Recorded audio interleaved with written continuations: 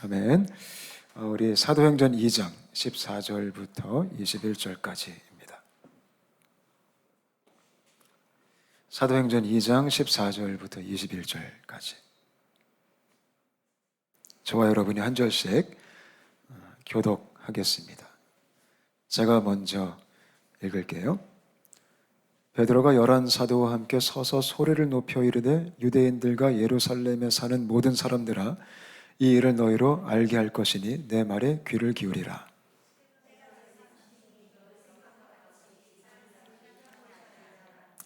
이는 곧 선지자 요엘을 통하여 말씀하신 것이니 일러스되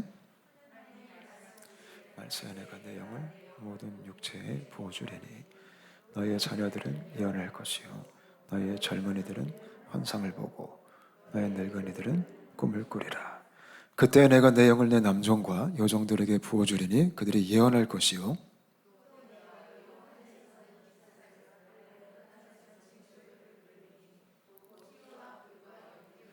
주의 크고 영원한 날이 이르기 전에 해가 변하여 어두워지고 달이 변하여 피가 되리라. 누구든지 주의 이름을 부르는 자는 구원을 받으리라 하였느니라. 아멘. 할렐루야. 아멘. 우리 좀 옆에는 안 계시지만 좀 떨어져 계신 분들께 인사 한번 하겠습니다. 예, 사랑합니다. 축복합니다. 같이 인사하겠습니다. 제가 여기 와서 이 수요 예배를 이렇게 드리면서 어제도 우리 김 목사님과 그런 얘기를 했습니다. 이 오전 수요 예배가 이 여성분들이 많이 오시는 예배이기 때문에 당장은 아니더라도 우리 좀 여성 찬양팀들이 세워졌으면 좋겠다라는 생각을 했습니다. 그런 대화를 나누면서 남자들만의 이 희망 섞인 얘기를 좀 같이 나눴습니다. 참 좋을 것 같아요. 함께 예배하고 또 더 많은 우리 어머니들께서 함께 모이셔서 주님을 높이고 같이 기도한다면 또 하나님이 얼마나 좋아하실까 이런 생각을 했습니다. 강요하는 건 아닙니다. 너무 이렇게 좀 불안해하지 마시고요. 제가 갑자기 연말에 막 임명하고 그런 건 안 할 거니까요. 자발적으로 혹시 정말 기도 제목이었는데 그런 분들이 혹시나 계시다면 정말 너무 기쁘게 얘기해 주시면 한번 준비를 해보도록 하겠습니다.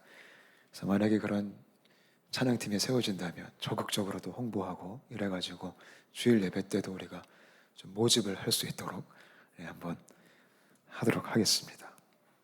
좋죠? 네, 저만 좋은 거죠? 네. 여러분 예수님 믿으시면서 뭐가 가장 힘드세요? 저는 개인적으로 예수님을 믿고 난 다음에 여러 가지 힘든 것들이 있을 수가 있는데 사실 교회 생활 자체는 그렇게 힘든 것은 아닙니다. 사실 이 교회 생활은 우리에게 힘이 되어야 되는 시간입니다. 그죠?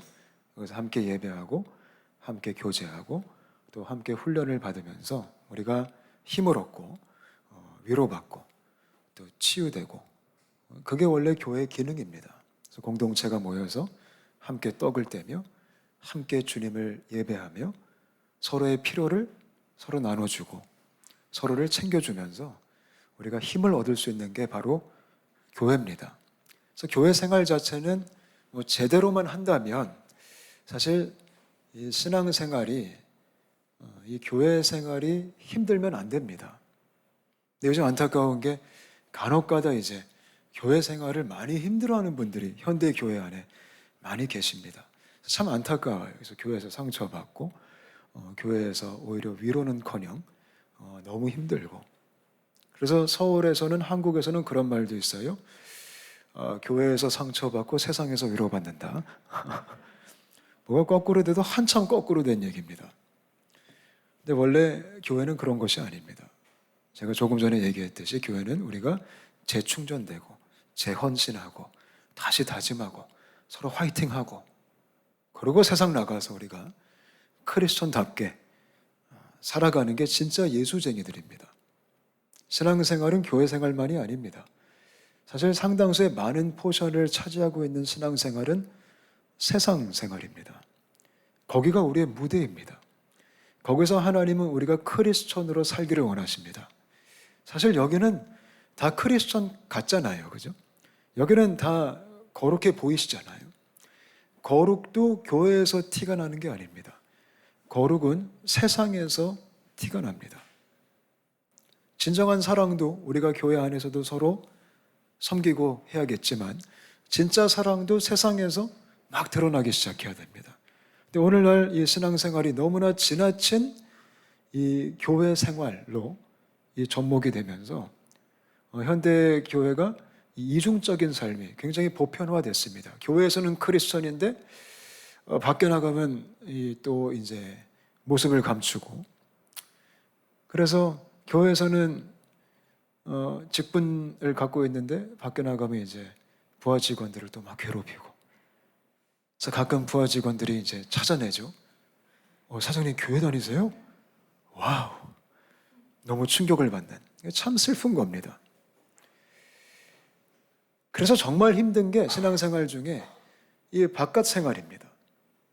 여기는 웬만큼 좀 우리가 이 문화에 익숙해지고 뭐 따라할 수 있어요. 그죠? 뭐 그러면 안 되겠지만 하는 척도 좀 해줄 수는 있습니다. 뭐 잠깐 하는 거니까. 근데 밖에가 진짜입니다. 그래서 그 밖에서 하는 신앙생활이 이게 정말 힘든 겁니다. 아무도 보지 않을 때, 그리고 세상 복판에서 수많은 세상의 현실 앞에서 먹고 사는 치열한 그 생존이 연결된 그 삶 앞에서 우리의 믿음의 실체가 다 드러납니다. 제가 가만히 보니까 먹고 사는 문제 앞에 믿음의 민낯이 드러납니다. 아무리 거룩한 척하고 아무리 직분이 있고 아무리 잘 섬겨도요, 사람이요 먹고 사는 문제 앞에 딱 서면 그 신앙의 실체가 다 드러납니다. 그래서 그게 굉장히 어려운 부분입니다. 저는 저와 여러분이 이 교회 생활도 열심히 잘하시고 또 바깥 세상 생활도 우리가 크리스천답게 살 수 있게 되시기를 바랍니다. 근데 교회 생활을 잘하는 사람이 밖에서도 잘합니다. 이거는 연결이 되어 있습니다. 공동체 예배에 성공한 사람이 삶의 예배를 성공할 수 있습니다. 그래서 교회가 그런 기능들을 해줘야 됩니다. 우리가 함께 여기서 예배 드리면서 여러분들의 삶의 예배가 회복될 수 있도록. 그러니까 예배 끝나면 맞아, 나 내일부터 좀 한번 다시 새롭게 살아봐야지. 그게 은혜가 있는 예배입니다. 그냥 여기 와서 너무 좋았어요, 거기로 끝나버린다면 그거는 종교의 형식에 불과한 겁니다. 그래서 우리가 드리는 예배가 무조건 삶으로 연결이 되어야 됩니다. 그래서 그런 은혜가 오늘도 있었으면 좋겠습니다. 근데 그런 삶이 쉽지가 않기 때문에 사실 제가 가만히 보니까 저 또한 이 바깥 세상에서 크리스천답게 사는 게 참 어렵더라고요. 그리고 제 힘으로 할 수 없음을 알게 됐습니다. 이게 불가능한 거구나. 참 어렵다. 특히 목숨이 왔다 갔다 거리는 현실적인 어려움 앞에는 이게 장사가 없습니다. 영적인 장사가 없습니다. 얼마나 연약해지는지, 얼마나 부끄러워지는지. 그래서 우리에게 필요한 게 성령 하나님의 도우심입니다. 여러분, 저희가 지난 수요일 날 예수님의 승천한 얘기 제가 했습니다. 부담 없이. 예수님이 부담 없이 승천하실 수 있었던 이유는 성령을 약속하셨기 때문에 그렇습니다. 그래서 예수님의 제자들에게 요한복음에 그런 말씀도 하셨어요. 내가 없는 게 더 낫다. 왜냐하면 내가 가면 아버지께서 너희에게 보혜사를 보내줄 것이다. 여러분, 성령님이 누구실까요? 성령님. 여러분, 성령님에 대한 아주 건강한 이해가 있어야 됩니다. 요즘 이 성령 사역이 말도 많고 탈도 많습니다. 대부분 성령 사역 그러면 신비주의로 빠지는 경우가 얼마나 많은지 몰라요. 그래서 저희 같은 장로교 개혁주의는 이제 그런 안 좋은 이제 예들이 많았기 때문에 성령 그러면 움츠러듭니다. 그거 위험한 거야. 필요한데 위험해. 그래서 약간 좀 소극적으로 바뀌어요. 근데 여러분, 성령님의 도우심이 없이는 우리는 절대로 예수쟁이로 살아갈 수가 없어요. 여러분, 저는 고신교회에서 사역을 했습니다. 고신교회 아시죠? 제가 오랫동안 사역했고 지금도 여전히 저의 뿌리고 제 마음의 중심이고 저의 고향이고 거기 박은주 목사님이 저의 멘토이신데요. 고신교의 특징이 뭘까요? 진짜 보수적입니다. 우리가 서로 인정합니다. 우린 안 뜨거워. 우리가 서로 알아요. 저희 샘물교회가 2, 3천 명이 출석했습니다. 큰 교회죠. 근데 놀라운 게 뭔지 아세요? 금요 기도회에 10명 나오십니다. 저희 교회만큼 나와요. 주일에 2, 3천 명 모이는 교회가. 안 뜨거워요. 열정이 없습니다.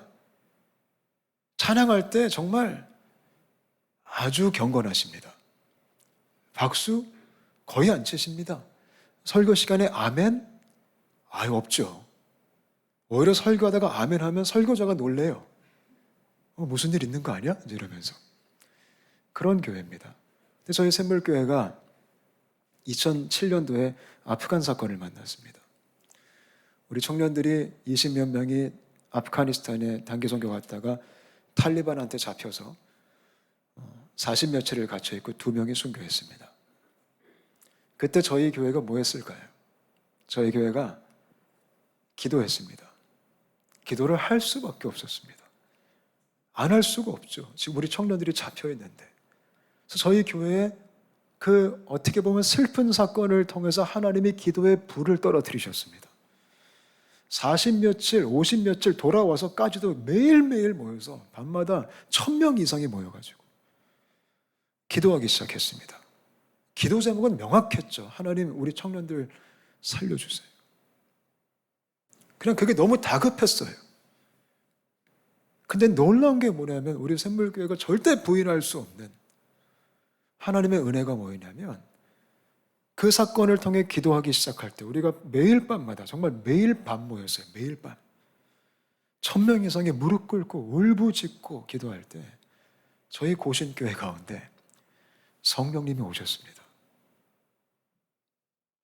그렇게 얌전하고 그렇게 조용하고 그렇게 경건하고 그렇게 그냥 거룩거룩한 그런 형식적인 그 모임 속에 성령님이 임재하신 겁니다.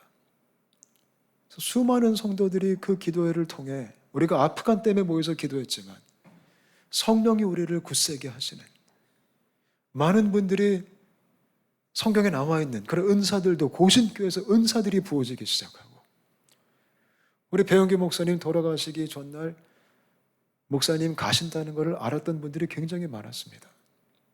그거를 환상으로도 보여주시고 마음의 준비를 하게 하시고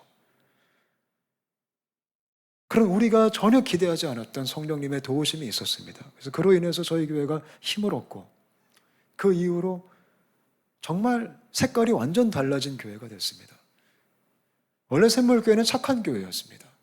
그렇다고 나쁜 교회가 된 건 아닙니다. 우리 목사님이 너무 착하셔가지고 설교도 항상 이렇게 하셨습니다. 먼저 여러분 집 마련하시고 그 다음에 여유가 되시면 교회 헌신하십시오. 얼마나 착하세요. 집을 먼저 사시라고 괜찮다고. 근데 아프간을 겪고 나서 그 목사님이 그 얌전하신 분이 우리 빚내서 선교합시다. 우리 다시 아프간을 위해 기도합시다. 그리고 여전히 그 사건을 통해서 샘물교회는 아프간을 섬기고 있습니다. 지금도 하고 있습니다. 선교에 올인하는 교회가 됐습니다. 그게 성령님의 도우심입니다. 할렐루야. 저희 온사람 교회 가운데 그런 성령의 역사가 있었으면 좋겠습니다. 왜냐하면 성령님의 도우심이 없이는 우리는 크리스천답게 살아갈 수가 없습니다. 헬라어로 성령님을 파라클레토스라고 합니다. 파라클레토스. 이게 무슨 뜻이냐면 파라, 옆에서 클레토스 돕는 분이시다 이런 뜻입니다. 그래서 성령님은 우리를 옆에서 도와주시는 분이십니다. 뭘 도와주실까요? 예수 믿는 사람답게 살도록 도와주시는 겁니다. 그게 성령님의 메인 사역입니다. 그냥 신비한 경험을 하게 하는 분이 아니에요. 물론 그런 것도 있을 수도 있어요. 그러나 가장 메인 성령님의 사역은 여러분 한 분 한 분이 그분의 도우심으로 크리스천답게 사는 겁니다. 그 사건이 오늘 제자들에게 일어났습니다. 14절부터 15절 우리 다시 한번 같이 읽겠습니다. 시작. 베드로가 11사도와 함께 서서 소리를 높여 이르되 유대인들과 예루살렘에 사는 모든 사람들아 이 일을 너희로 알게 할 것이니 내 말에 귀를 기울이라. 때가 제3시니 너희 생각과 같이 이 사람들이 취한 것이 아니라. 예수님이 승천하신 다음에 120명이 마가의 다락방에 모여서 기도했잖아요. 그때 성령님이 불처럼 바람처럼 오셨습니다. 공식적인 등장이셨습니다. 그 전에도 성령의 역사가 있었지만 공적인 등장이 오순절 사건이었습니다. 그래서 120명에게 동일하게 성령께서 임하셨습니다. 그래서 제자들이 그 이후로 새로운 삶을 살기 시작했습니다. 크리스천다운 삶을 살기 시작했습니다. 제자다운 삶을 살기 시작했습니다. 어떤 변화가 일어났을까요? 가장 먼저 14절, 15절을 보니까 이 베드로와 제자들이 담대해지기 시작했습니다. 여러분, 원래 이 제자들이 담대했나요? 담대하지 않았습니다. 겁이 많았습니다. 예수님 잡혔을 때 다 도망갔습니다.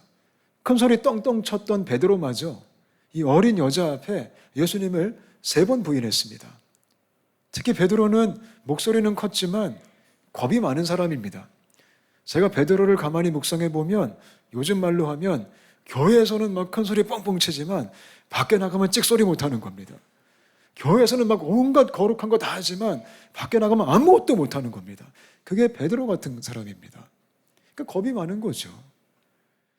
제가 볼 때 겁이 많을수록 목소리가 커지더라고요, 사람들이.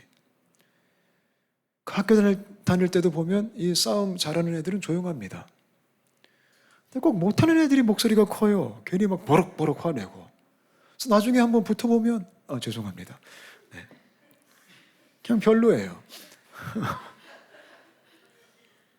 근데 그게 제자들의 모습이었어요. 근데 이런 제자들에게 성령님이 충만하게 오시니까 오늘 말씀에 이들이 서서 이 당시에 예루살렘에 행사가 있었습니다. 수천 명의 사람들이 광장에 있었습니다. 근데 서가지고 담대하게 외치기 시작합니다. 그 겁먹었던 제자들이, 도망갔던 제자들이 아주 용기 있게 너희는 내 말을 들으라. 때가 제3시니, 3시는 오전 9시를 의미합니다. 우리가 취한 것이 아니다. 이렇게 담대하게 외칩니다. 여러분, 신앙생활은 용기가 필요합니다. 담대함이 있어야 됩니다. 왜냐하면 세상에 만만치가 않습니다. 근데 우리 안에는 용기가 없습니다. 우리는 너무나 연약합니다. 우리가 그걸 인정해야 됩니다. 인정해야지 성령님을 구할 수 있습니다. 근데 성령님이 내 안에 오시면, 그분이 나를 지배하시면 주님이 주시는 용기가 생깁니다. 자신감이 아닙니다. 주신감이 생깁니다. 그런 은혜가 있었으면 좋겠어요. 나 무서워. 저도 무서워요. 전도하는 거 창피해. 저도 창피해요. 다 똑같은 마음이에요. 우린 못합니다. 그래서 성령님이 도와주셔야 됩니다. 제가 잊을 수 없는 사건이 있어요. 제가 군대를 갔을 때, 아주 오래전 얘기죠. 군대를 갔었습니다. 아주 오래전에. 근데 제가 군대 가기 직전에 은혜를 받았습니다. 참 타이밍도, 이 은혜 안 받고 군대 갔으면 군 생활 되게 편하게 했을 거예요. 근데 한편이면 은혜 받고 군대를 갔어요. 재밌는 거는 은혜를 받아도 군대는 좀 가긴 싫어요. 근데 제가 은혜를 받았기 때문에, 영장이 날라왔기 때문에 가야 되는구나. 그래서 갔죠.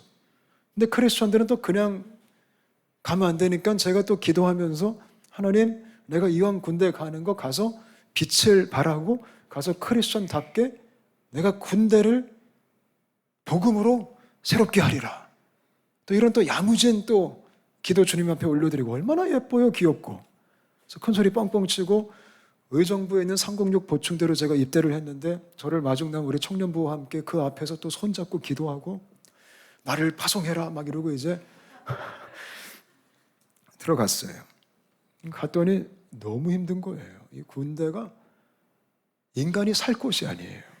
물론 요즘은 좀 많이 좋아졌죠. 근데 옛날에는 너무 무서웠어요. 그렇게 제가 자신감 있게 내가 주의 나라 선포하며 복음적인 삶을 살겠노라, 나는 선교사다, 이러고 들어갔는데 가자마자 기가 죽고 기도 제목이 바뀌었어요. 주님, 나를 구원하여 주옵소서. 주님, 나를 살려 주옵소서. 그리고 제가 6주 훈련을 받는데 정말 너무 힘들었어요. 이거를 2년 이상 어떻게 살지?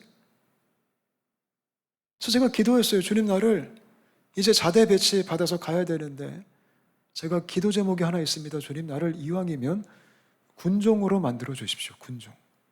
군종이 얼마나 좋아요. 교회에서 일하는 군인이잖아요. 그럼 신앙생활 하기도 편하고, 그리고 또 군종은 설마 괴롭히겠어요? 목사님이 설마 때리겠어요? 그래서 난 군종 되고 싶다고 열심히 기도했어요. 그리고 정말 믿음으로 선포하고 믿음으로 제가 받았어요. 그래, 난 군종이다. 이러고 드디어 6주 훈련 끝나고 자대로 갔는데요. 제가 트럭을 타고 덜컹덜컹 들어가는데 도착을 했어요. 가장 먼저 둘러본 게 교회에 있는가 였어요. 정말 놀랍게 하나님께서 없는 곳으로 보내신 거예요. 우리 주님은 응답을 참 기분 나쁘게 하세요. 이 주님의 시나리오하고 나의 시나리오가 좀 많이 다르더라고요. 여러분, 기도는 내 시나리오 설득하는 시간이 아니라 주님의 시나리오에 설득당하는 시간이에요. 그래서 가니까 교회가 없어요. 교회가 없다면 뭐가 없겠죠? 군종이 없는 거예요. 저는 일반 사병이 된 거예요. 그래서 첫날 도착해서 너무 무서운 거죠. 속된 말로 망했다. 이러고 내무실에 혼자 앉아 있었어요. 각 잡고. 그 당시에는 이등병들은 앉을 때도 수직으로 앉고 팔도 딱 펴고 앉아 있어야 돼요. 혼자 그렇게 앉아 있었어요. 근데 갑자기 내무실 문이 열리면서 이제 고참이 신병 왔다고 왔어요. 해맑게 웃으면서 와요. 긴장 풀어지게. 저도 씩 웃어줬어요. 너무 반기는 거예요. 잘 왔다고. 너무 반갑다고. 신병이 정말 오래간만에 왔대요. 고참들은 신병을 되게 사랑해요. 왜냐하면 신병은 그냥 꼬봉이에요. 그냥 애완견이에요. 그러니까 얼마나 좋겠어요. 지금 쫄다고 하나 왔으니까. 그래서 저를 너무 큰 마음으로 사랑으로 환영해 주면서 저한테 축복을 해주시는 거예요. 근데 그분은 그때 짝대기가 몇 개였냐면 4개였어요. 병장, 가장 높은 분이죠. 저는 1개. 1개가 4개를 보면 사람이 아니에요. 신이에요. 신께서 임재하신 거예요. 그리고 제게 환영을 해주시면서 축복을 해주시는 거예요. 어떤 축복을 해줬냐면 담배 한 까치를 주는 거예요. 정말 환영하니까 한 대 피라고. 여러분, 이게 축복이에요. 왜냐하면 내무실에서 담배는요, 병장만 필 수 있거든요. 근데 지금 하찮은 이등병한테 담배를 줬다라는 것은 이거는 그들의 관점으로 봤을 때는 정말 큰 은혜를 지금 베풀고 있는 거예요. 근데 그 담배가 제 앞에 있는 거예요. 제가 속으로 갈등이 얼마나 되는지. 참 제가 후회를 많이 했어요. 은혜 받기 전에 군대 올 걸. 야, 그때 왔으면 내가 덥석 받아가지고 정말 감사하고 정말 함께 은혜 가운데 맞담배를 피면서 구름도 좀 만들어 드리고. 근데 그럴 수가 없잖아요. 지금 은혜 받고 왔는데. 필 수가 없잖아요. 근데 문제는 지금 신이 주세요. 그래서 지금 제가 불순종하면 안 봐도 뻔해요. 심판이 임할 거예요. 제가 한참 고민하다가 하나님 도와주십시오. 어떻게 해야 됩니까? 근데 그때 제가 좀 약간 속된 말로 미쳤나 봐요. 제 입술에서 안 핍니다! 이래버린 거예요. 이거는 자살행위예요. 그 말을 듣자마자 우리 신께서 얼굴빛이 바뀌었어요. 마치 느부갓네살의 얼굴빛이 바뀌었던 것처럼. 아무 말도 안 하고 구둣발로 저를 빵 찼어요. 말도 안 해요. 그래서 뒤로 제가 벌러덩 뒤집어졌어요. 오뚜기처럼 일어나야 됩니다. 이병, 이성호 이렇게 일어났습니다. 이제는 명령합니다. 펴. 안 핍니다. 또 이랬습니다.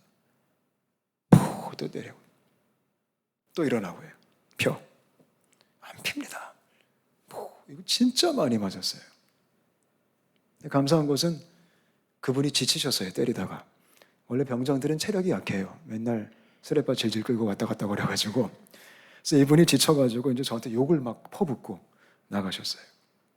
그리고 조금 있다가 다른 분들이 다 들어와서 이제 뭐 2등병, 1병, 상병 다 들어와서 또 저를 데리고 나갔어요. 뭐 하러 갔냐면 또 이제 낫을 들고 제초 작업하러 갔어요. 원래 이 군인과 잡초는 떨어질 수 없는 사이예요. 예, 항상 같이 있어요. 군인과 잡초는. 잡초를 뽑으러 갔는데 저는 그날 처음 왔다고 뽑지 말고 그냥 서서 구경이나 하래요. 서서 구경했어요. 또 낫질은 제가 서울 태생이기 때문에 참 어색했어요. 그리고 참 신기했어요. 그래서 가만히 재밌게 보고 있었어요. 근데 고참들께서 이제 분위기 좀 썰렁하니까 이제 신병도 왔겠다. 저를 딱 보더니 뭐를 시키는 거예요. 야, 신병, 이병, 이성호. 분위기도 좀 칙칙한데 노래 한 곡 해라 이러는 거예요. 또 노래 그러면 또 저죠. 제가 옛날에 모든 장르의 음악을 다 좋아했어요. 찬양 빼고, 뽕짝 빼고. 정말 많이 듣고 많이 따라하고 또 제가 대학교 입학할 때 92년도에 한참 또 서태지, 와, 현진영, 그 회오리 춤, 이거 제가 정말 좋아했고 세상 노래 엄청 따라 불렀고 드디어 올 게 온 거죠. 근데 문제가 뭐냐면 제가 군대 오기 전에 뭐 했다고요? 은혜 받았어요. 근데 제가 그때 수련 나가서 은혜를 받았는데 은혜를 제가 너무 과하게 받은 나머지 그때 제가 하나님께 어떤 기도를 드렸냐면, 왜냐면 제가 너무 세상 음악에 심취해 있었거든요. 그냥 마치 우상처럼. 그래서 그때 제가 주님께 그런 기도를 한 적이 있어요. 하나님, 이제 내 입에서 이 세상 노래 안 나갑니다. 나는 오직 주님만을 찬양하겠습니다. 아니, 그런 기도 왜 했는지 모르겠어요, 도대체. 그 쓸데없는 기도잖아. 근데 그게 생각이 번뜩 드는 거예요. 할 노래가 없어요, 할 노래가. 그래서 가만히 그냥 서 있었어요. 밑에서 난리가 났어요. 노래하라고. 노래 일발 장전, 발사, 노래해, 노래해, 막 이러는 거예요. 거기서 제가 뭘 불러요? 뭐 군가를 부르면 낯을 저한테 던질 것 같아요. 그래서 제가 고민 좀 하다가 그냥 노래를 했어요. 눈칠 끈 같고. 주님이 도와주신 거겠죠. 기뻐하며 왕께를 불렀어요. 기뻐하며 왕께 노래 끝까지 나의 창조자, 나의 구원자, 예수 나의 주 찬양하리. 딱 끝났는데 와, 분위기가 장난이 아닌 거예요. 다들 낯을 들고 저를 쳐다보는데 뭐 저런 놈이 굴러 들어왔나. 그냥 닥치고 서 있으래요. 그래서 서 있었어요, 그냥. 와, 저 정말 너무 무서웠어요. 그날 밤, 아직도 첫날이에요. 하루가 굉장히 길었어요, 그날. 저 잊을 수가 없어요, 군대 첫날은. 그날 밤 내무반에서 또 저를 불렀어요. 왜냐하면 신병은 가면 매일 밤마다 개인기를 통해 고참들을 기쁘게 해줘야 되거든요. 요즘은 안 그래요, 걱정하지 마세요. 또 저를 불러요, 신병. 이병, 이성호 내무실에 딱 올라갔어요. 노래하래요. 와, 제가 너무 마음이 힘든 거예요. 하나님 좀 도와주십시오.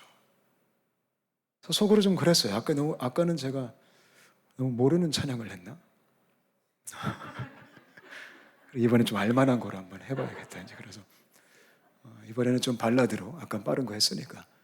사랑은 언제나 오래 참고를 불렀어요. 사랑은 언제나 오래 참고. 오래 못 참으셨어요, 고참들이. 그래가지고 정말 죽을 뻔했어요. 군대에서 성령님의 도우심으로 제가 좀 이상하게 살았어요. 노래 시키면 찬양하고, 대대장님이 술을 줘도 안 먹는다 그래서 욕먹고, 교회 혼자 간다고 대가리 받고, 정말 주님의 도우심 같았어요. 근데 그렇게 살 수 있는 힘을 주님이 주신 거예요. 근데 거기서 1년이 지났어요. 교회가 없기 때문에 교회를 잘 안 가요. 밖에 나가야 되기 때문에 귀찮아서. 축구하고 볼 차고 놀고 싶어서. 그래서 저 혼자 막 간신히 교회 가고 그랬었어요. 근데 1년 지났는데 40명이 교회를 다녔어요. 대대장님이 교회를 다니셨어요. 저희 부대 안에 기독교 공동체가 만들어졌어요. 제가 군종이 됐어요. 이게 얼마나 고마운지, 하나님의 도우심이 얼마나 놀라운지. 그래서 크리스천 그룹들이 부대에서 인정을 받기 시작했어요. 그래서 교회에 큐티 모임이 시작됐어요. 부대 안에, 군대 안에. 찬양 집회가 시작됐어요. 그때 제가 참 놀라운 경험을 했어요. 야, 하나님이 저는 굉장히 허접하고 너무 무섭고 근데 이런 주님의 도우심 안에 몸부림치며 살아갈 때 주님이 일하시는구나. 이게 성령의 역사구나. 할렐루야. 성령님이 오시면 용기가 생겨요. 근데 그게 우리가 담대해진다, 내가 강해진다가 아니라 주님의 강함이 우리를 붙드는 거예요. 그래서 고린도후서 12장의 말씀처럼 우리가 약할 때가 곧 강함이라. 그러니까 성령의 붙들림 바 될 수 있는 공식은 약함이에요. 내가 약한 거를 인정하는 사람들에게 성령님이 마음껏 역사하시는 거예요. 아멘. 16절 같이 읽겠습니다. 16절 시작. 이는 곧 선지자 요엘을 통하여 말씀하신 것이니 일렀으되. 그리고 용기 있게 일어나서 이제 베드로가 설교를 시작해요. 놀라운 게 뭐냐면 베드로가 요엘서를 인용해서 지금 구약을 풀이하면서 구약을 해석하면서 그 수많은 대중 앞에 서가지고 말씀을 선포하고 있어요. 여러분, 성령님이 오시면 우리 안에 어떤 은혜가 임할까요? 성령님이 역사하시면 말씀이 깨달아지는 거예요. 여러분, 성령 사건은 말씀 사건이에요. 성령님은 말씀으로 사역하세요. 성령님이 내 안에 충만히 역사하시면 내가 진리로 인도받아요. 그래서 진리의 성령이라는 별명이 있으세요. 진리는 예수 그리스도 혹은 말씀이에요. 성령님은 우리를 말씀으로 데리고 가요. 이 말씀을 깨닫게 해주세요. 이 말씀을 이해하게 해주세요. 이 말씀이 내 삶에 들어오게 해주세요. 우리가 큐티할 때, 묵상할 때 막힐 때가 있잖아요. 이게 무슨 뜻이지? 그때 여러분 기도하세요. 성령님의 도우심을 구하세요. 성령님이 우리를 이끄실 거예요. 저는 대학교 2학년 때 처음으로 큐티를 시작했어요. 처음에 너무 말씀이 힘든 거예요. 무슨 말인지 하나도 모르겠는 거예요. 더군다나 저는 1.5세예요. 제가 해외 생활을 15년 했잖아요. 그러니까 한국말이 제가 이렇게 잘하는 것 같지만 깊이가 없어요. 사람들이 저한테 설교가 쉽대요. 어려운 거 몰라서 쉬운 거예요. 그러니까 성경이 얼마나 어려워요. 우리나라 성경 이 글씨 거의 사극이잖아요. 사극. 그러니까 제가 이해가 안 되는 거예요. 그래서 제가 초창기에 큐티를요 2시간씩 했어요. 대학생 때. 왜요? 이해가 안 돼가지고.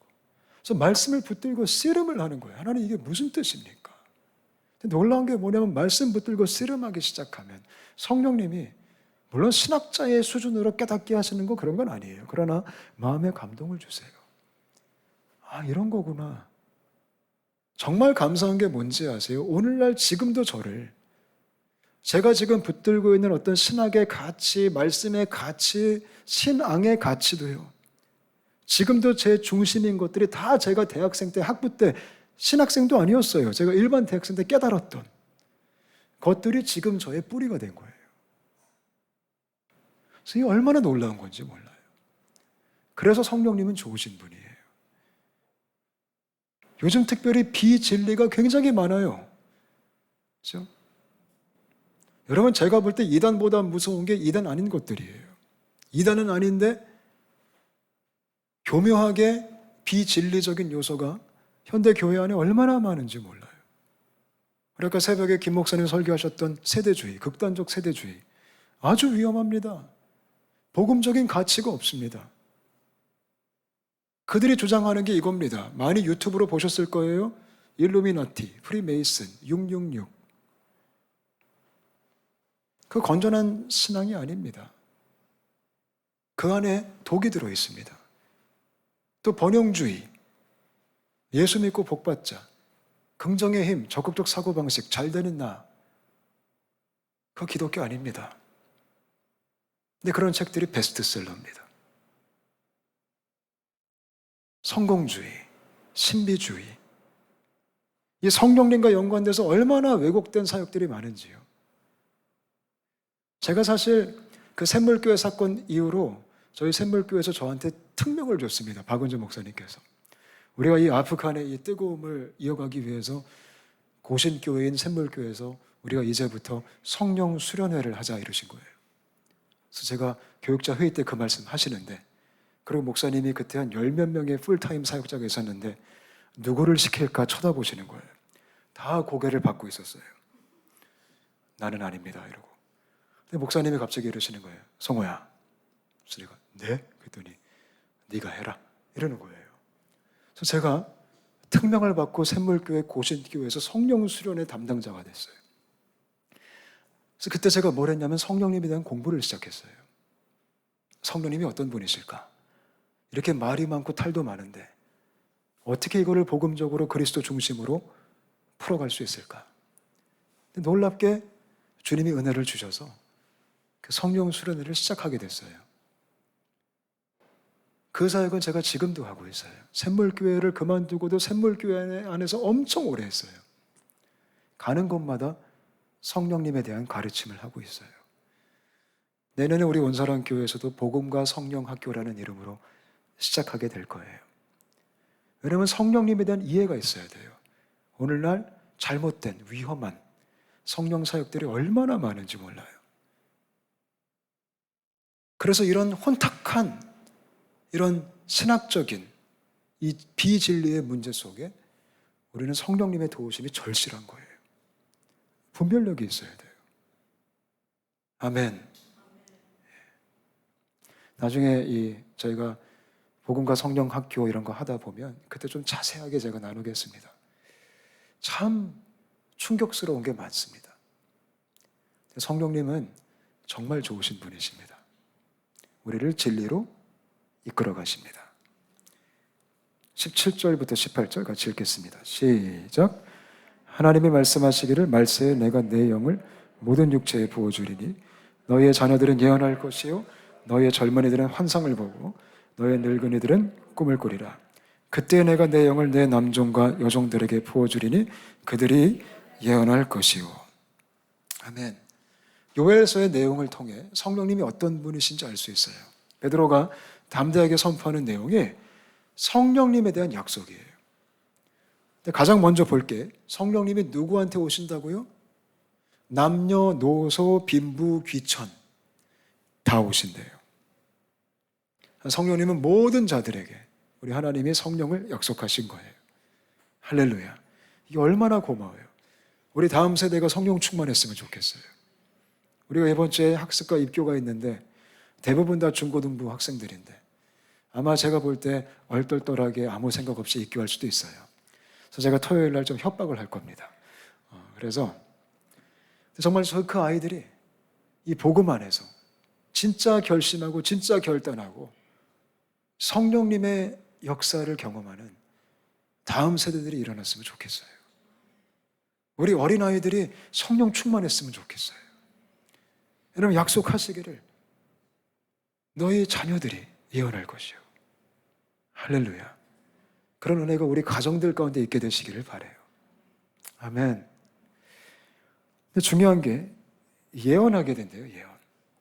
이 예언이 뭘까요? 우리가 예언에 대한 오해가 굉장히 많아요. 여러분 흔히 예언 그러면 뭐가 번뜩 생각나세요? 미래를 알아맞추는 거. 그래서 상당수의 이 기독교 안에서도 예언 기도 받으러 다니면서 미래에 대한 불확실성 때문에 기도받기를 즐겨하시는 그룹들이 있어요. 굉장히 위험한 거예요. 왜냐하면 성경에서 말하는 예언은 그런 예언이 아니에요. 이 성령의 역사로 부어지는 예언은, 은사로 주어지는 예언은 이 예자가 미래 예자가 아니에요. 미래를 말한다라는 뜻이 아니에요. 이 예자가 맡길 예자예요. 맡겨진 것을 말하는 거예요. 맡겨진 복음을 말하는 거예요. 맡겨진 말씀을 말하는 거예요. 그게 예언 사역이에요. 예언 사역은 하나님 말씀 선포 사역이에요. 할렐루야. 근데 그게 지극히 개인적으로 감동이 되는 사건이에요.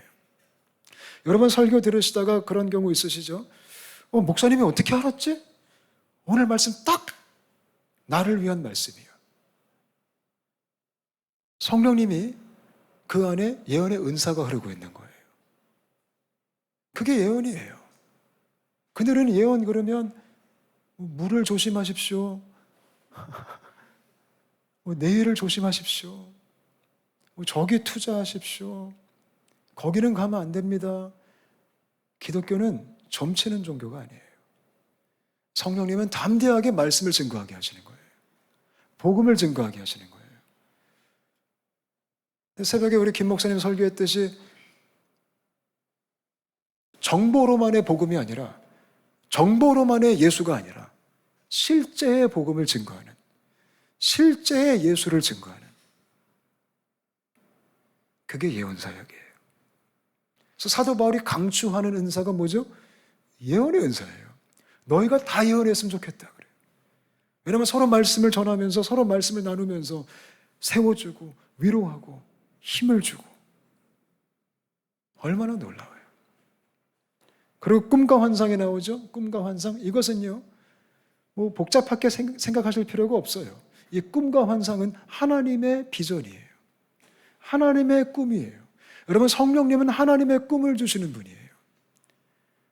아무 목표도 없이 가는 인생에게 성령님은 명확하게 주님의 비전, 주님의 꿈, 주님의 목표를 심어주시는 분이에요. 주님의 꿈이 뭘까요? 제가 정말 강조 많이 했어요. 사람 살리는 거예요. 그 열정이 생기는 거예요.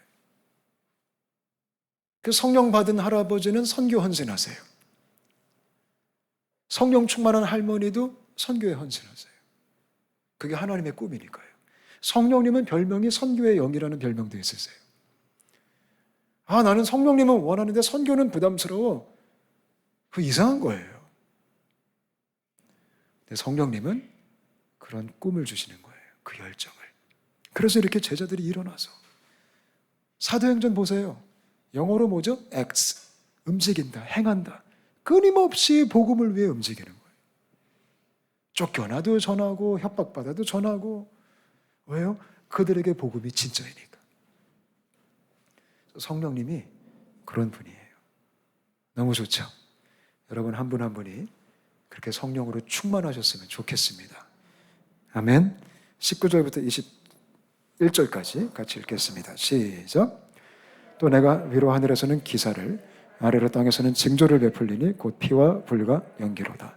주의 크고 영화로운 날이 이르기 전에 해가 변하여 어두워지고 달이 변하여 피가 되리라. 누구든지 주의 이름을 부르는 자는 구원을 받으리라 하였느니라. 아멘. 이게 무슨 말일까요? 말세의 마지막 때의 징조를 얘기하는 거예요. 마지막 때의 징조. 마지막 때가 왔다는 거예요. 종말이 시작됐다라는 거예요. 그렇기 때문에 우리가 더 깨어서, 더 열정적으로 성령님을 사모했으면 좋겠어요. 아멘. 같이 한번 기도했으면 좋겠습니다. 우리 합심해서 한번 좀 기도할 텐데요. 우리가 말씀을 통해 들었듯이 여러분, 성령님은 우리를 크리스천답게 살 수 있도록 담대함을 주시고 말씀을 깨닫게 해주시고 또 하나님의 꿈을 주시고 이 마지막 때에 주님의 길을 걸을 수 있도록 옆에서 도와주시는 분이에요. 그래서 정말 우리가 절실합니다. 왜냐하면 이 세상의 전쟁터가 만만치가 않습니다. 우리에게 부여된 삶의 방향과 삶의 목적이 이게 만만치가 않습니다. 그래서 성령님이 도와주셔야만 합니다. 이 아침에 같이 기도하실 때 주님, 나를 이 아침에 성령으로 충만케 하여 주옵소서. 성령님, 내 안에 오시옵소서. 우리 가정 가운데 우리 아이들에게 오시옵소서. 우리 교회 공동체에게 성령님 오시옵소서. 그래서 우리 공동체가 담대하게 일어나서 하나님 말씀을, 그 진리의 말씀을 나누고 이 마지막 때에 사람을 살리는 그런 하나님의 교회로 세워지게 하여 주시옵소서. 우리가 좀 합심해서 같이 기도하시겠습니다. 하나님 고맙습니다, 주님. 성령님 역사하여 주옵소서. 주님, 우리가 절실히 성령의 도우심이 필요합니다. 우리 모두에게 오시옵소서. 충만하게 하여 주옵소서. 우리를 다스려 주옵소서. 매일매일 성령 충만케 하여 주옵소서. 우리 자녀들이 성령 충만했으면 좋겠습니다. 우리 부모님이 성령 충만했으면 좋겠습니다. 우리 공동체가 성령에 붙들림 받았으면 좋겠습니다. 그래서 우리는 연약해도 우리가 담대하게 일어나서 이 마지막 때에 생명의 복음을 선포하고 나누고 섬기고 그 꿈을 향하여 우리가 사람을 살리기 위해서, 우리가 사람을 일으키기 위해서 헌신하게 하여 주옵소서. 주님 도와주십시오. 우리가 오늘 하루도 우리의 가정에서 우리가 자녀를 대할 때 정말 성령님의 도우심으로 그들을 섬기게 하여 주옵소서. 예, 주님 고맙습니다. 주님을 찬양합니다. 주님. 아멘. 주님 고맙습니다. 하나님, 이 시간 저희를 성령으로 충만케 하여 주옵소서. 우리가 성령님께 붙잡힌 바 돼서 우리가 오늘 하루 살아갈 때에, 우리의 자녀들을 만날 때에, 우리가 다른 사람들을 만날 때에, 우리가 어떠한 일상의 일을 하기 시작할 때에 성령님의 도우심으로 우리가 사랑하며 섬기며 담대하게 이야기하며 사람을 위로하고 살리고 세워주는 그런 삶을 살게 하여 주옵소서. 우리가 누구를 만나든지, 우리가 잠깐을 만나든지, 우리가 말할 시간이 없어서 손을 한번 잡아줘도 우리의 삶을 통해 생명이 흘러가게 하여 주옵소서. 우리 온사랑교회가 그런 교회가 되었으면 좋겠습니다. 우리 온사랑교회 유초등부가, 유치부가 성령 충만했으면 좋겠습니다. 우리 중고등부 아이들이 성령 충만했으면 좋겠습니다. 우리 청년들이 성령의 사람이 되었으면 좋겠습니다. 우리 장년들이, 우리 어르신들이 다 성령 충만했으면 좋겠습니다. 그래서 꿈을 꾸는 교회가 되어지게 하여 주옵소서. 주님 고맙습니다. 주님을 찬양합니다. 예수님의 이름으로 간절히 기도합니다. 같이 주기도문 하시겠습니다. 하늘에 계신 우리 아버지여, 이름이 거룩히 여김을 받으시오며 나라의 임하옵시며 뜻이 하늘에서 이룬 것 같이 땅에서도 이루어지이다. 오늘날 우리에게 일용할 양식을 주옵시고 우리가 우리에게 죄 지은 자를 사하여 준 것 같이 우리 죄를 사하여 주옵시고 우리를 시험에 들게 하지 마옵시고 다만 악에서 구하옵소서. 대개 나라와 권세와 영광이 아버지께 영원히 있사옵나이다. 아멘. 감사합니다. 주님께 감사의 박수 한번 드리겠습니다.